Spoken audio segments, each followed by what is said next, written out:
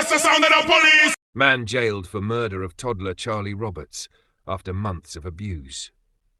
A man has been sentenced to life in prison for the brutal murder of his partner's 22-month-old son, following months of concealed abuse and neglect.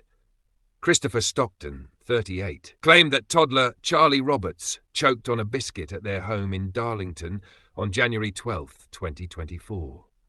But paramedics arriving on the scene were immediately suspicious and found Stockton's unnervingly calm demeanour disturbing.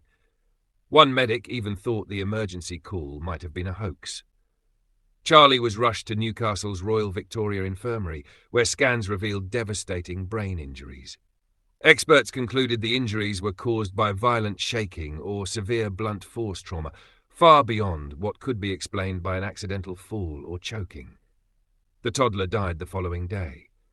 Stockton, who had been alone with Charlie for just 18 minutes, was convicted of murder and child cruelty and sentenced to a minimum of 25 years in prison at Teesside Crown Court.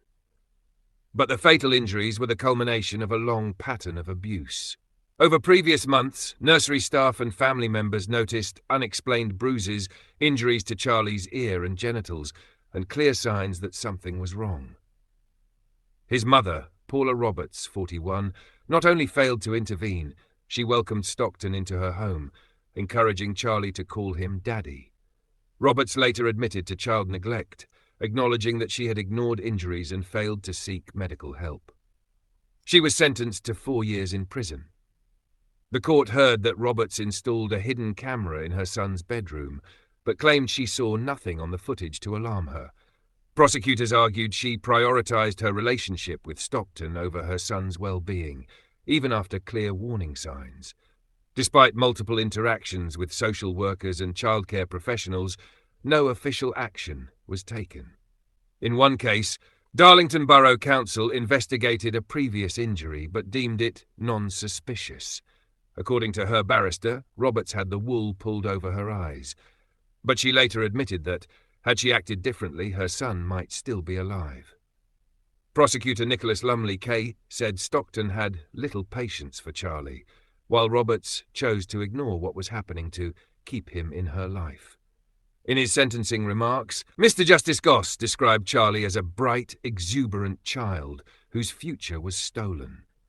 He said Stockton had shown intermittent cruelty disguised by lies about accidental falls and medical conditions. To Roberts, the judge was clear. You turned a blind eye. You put your relationship above your child, and you remain a risk to any child in your care. Charlie Roberts should have been preparing to celebrate his second birthday.